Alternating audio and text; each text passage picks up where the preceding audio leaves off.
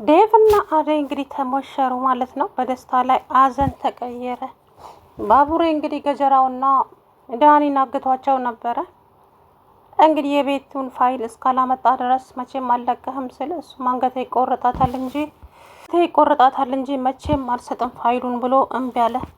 ከዛ በኋላም እንግዲህ ለምን ሲባል እህቴን ካላስለቀቃት እኔ መቼም ፋይሉን ልሰጥህ አልሰጥም። ሁሉም ቤትና ፋይሉ ካርታ እኔ ጋር ያለው ምንም ልተባበር አልችልም። ዴቪ ይቅርታ አለው። አሰጠኝም? አዎ አልሰጥህም። ምን ታመጣለህ? ምን ታመጫለህ? ሲባባሉ እንግዲህ እዛው ቆመው ሲሟገቱ ፍቅር ከኋላ መታ እንግዲህ ባቡሬን መታችሁ ማለት ነው። ምክንያቱም ፍቅር ዳኒ ጋር የነበረው የቤቱ ካርታና ፕላን እሷ ይዘዋለች ማለት ነው።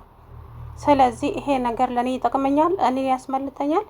አደይና ዴቭ ሲጋቡማ መቼም ቆሜ አላይም እያለች እንግዲህ ብቻዋን ማውራት ጀመረች። ከዛ በኋላም ባቡሬ ቆይ ምን እያሰብሽ ነው? ምንድን ነው እሱ ችግርሽ? ሲላትም ችግሬ እህቴን አስፈታልኝ፣ እህቴን እንድታስፈታልኝ ነው የምፈልገው። እህቴን ካላስፈታ መቼም አልሰጥህም ብሎ እንግዲህ ዘዋትሯቸዋል። ገጀራውም ተጋለጠ በስተመጨረሻ ማለት ነው። እንግዲህ ከባድ ችግር ተፈጥሯል። አሁን እንግዲህ ባቡሬም ብቻውን እኔ ብቻ ነኝ ወንድ የሚል ሰው በጣም ነው እንትን የሚለኝና ብቻውን ባይሄድ ኖሮ እንግዲህ ይሄ ሁሉ ነገር ባልመጣ ማለት ነው። እንግዲህ ይኸው ከኋላ መታ ፍቅር በጀረንት መታችው፣ እሱም ወደቀ ማለት ነው። ዳኒ በጣም ደስ አለው ፍቅርን ሲያት፣ ገጀራው ግን ደንግጧል።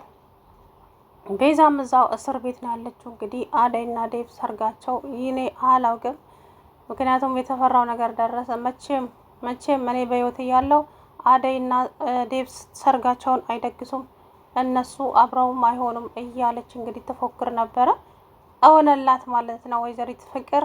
እንዴ ፍቅር ይሄን ያክል ልብ አላት ብዬ እኔ አንድ ቀንም አስቤ አላውቅም ነበረ። ዛሬ ግን ይኸው እንግዲህ ባቡሬን ከኋላ መታ ጀርባውን ብላ ደፋችሁ ማለት ነው። በጣም ያሳዝናል። እንግዲህ ባቡሬ ብቻ ለሊ እንግዲህ ይሄ ጉዳይ እኔን ነው የሚመለከተው፣ ብቻህን የሄድክ መስዋዕት አትሆን እባክህን፣ እነኚህ ሰዎች አደገኛ ናቸው፣ ማን ከነሱ ጋር እንደሚሰራ እንኳን አታውቅም፣ ባቡሬ እንደዛ አታድርግ እያለች እንግዲህ ሁሌም እያሰቃየችው ትገኛለች ማለት ነው።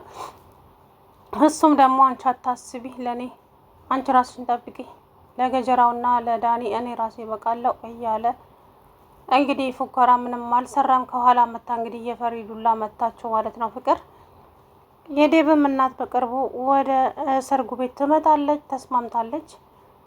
የዴብ እናት እኮ አደይ ሰራተኛ መሆን አታውቅም አይደለ? ፍቅር ስለ እንደዚህ አይነት ነገር ሁለተኛ ታወሪና ነግሬሻለሁ።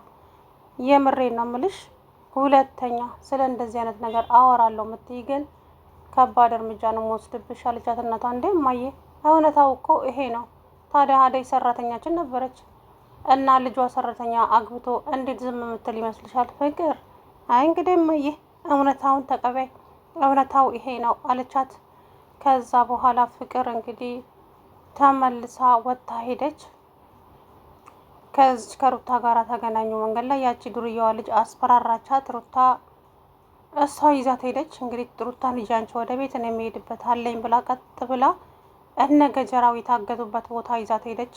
ከዛ በኋላ ነው እንግዲህ ችግር የተፈጠረው።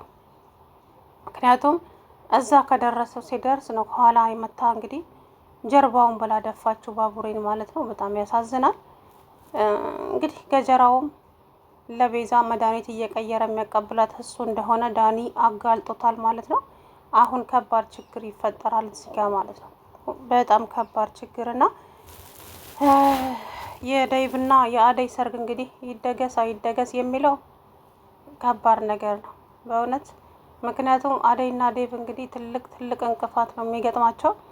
አሁን ባቡሬ እዚህ ጋር እንትን ካለ ሚዜው እሱ ነው፣ እሱና አሹ ናቸው። እንደ አሹ የቤት አድማቂ የሆነ ልጅ እኔ እዛ ድራማ ላይ ደስ የሚሉኝ አሹና ዳይመንድ ናቸው። በጣም ነው የሚያስቁኝ፣ በተለይ አሹ ማለት ነው እውነት። ዳይመንድም ጨዋታ አዋቂ ነው። እንግዲህ ሚዜው አሹና እንትና ናቸው። ባቡሬ ነገሩ አልሆነም ማለት ነው።